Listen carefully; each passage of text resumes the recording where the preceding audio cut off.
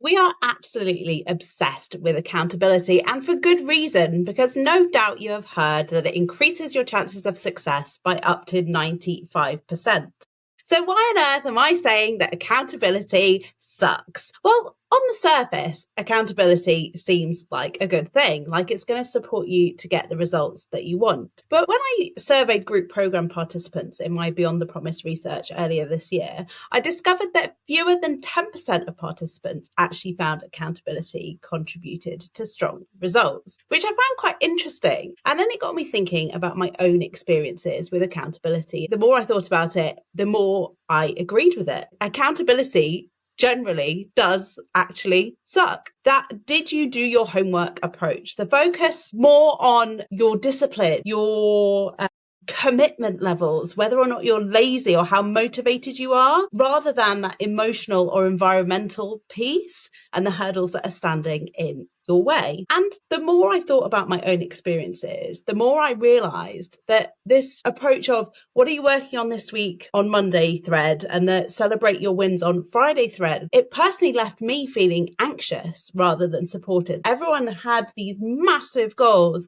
and seemed to be taking massive action and making way better progress than I was. And it actually left me feeling less confident and less sure of myself and less supported than no accountability at all. And I want to be clear that I am not anti-accountability. When it's done the right way, it's really, really impactful. And that is mirrored in that 95 statistic.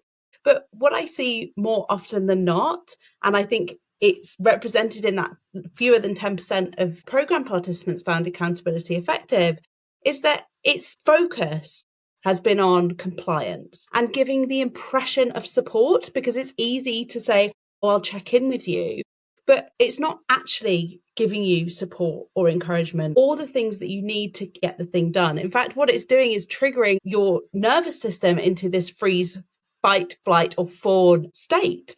That sense of shame because you haven't done it, resistance because it doesn't feel right, maybe defensiveness if someone's challenging you on whether or not you've done the thing, maybe just withdrawal altogether, or being tempted to lie about your progress because you want to appear to be doing the right thing.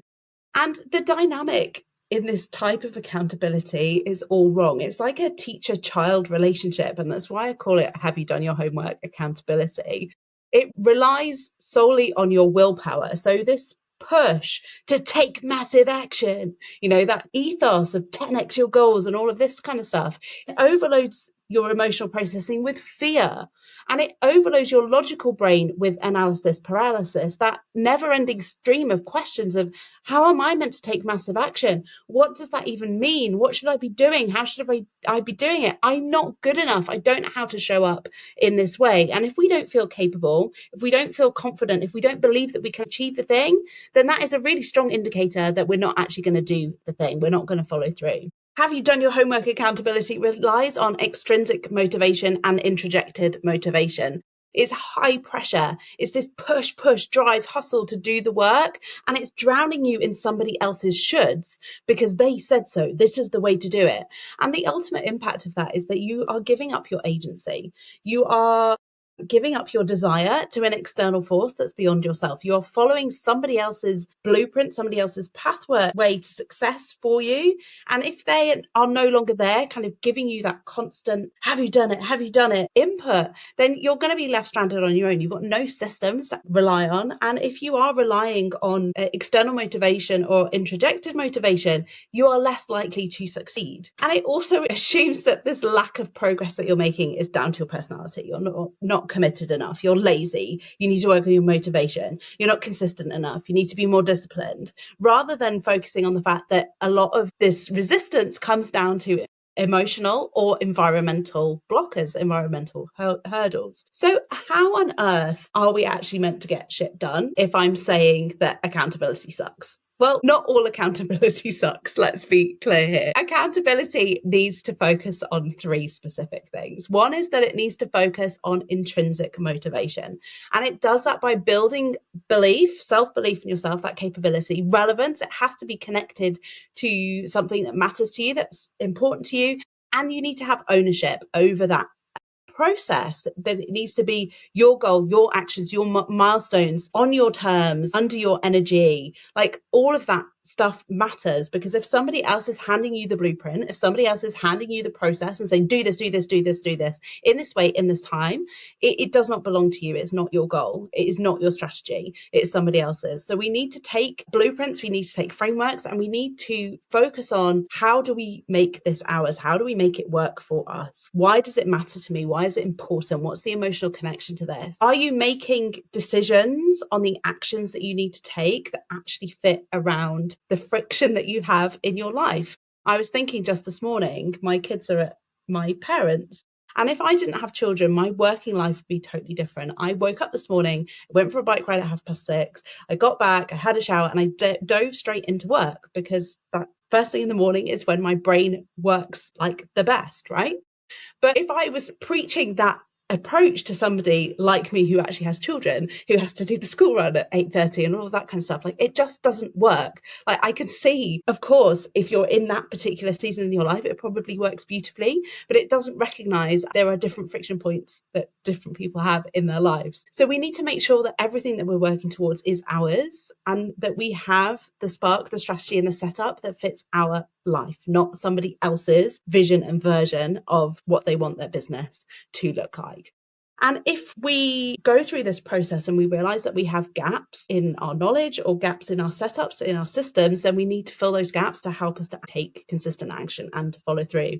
And accountability, the whole foundation of it should come down to our plan, our goals, our setup, our strategy, not following somebody else's shoulds and somebody else's way of being and doing.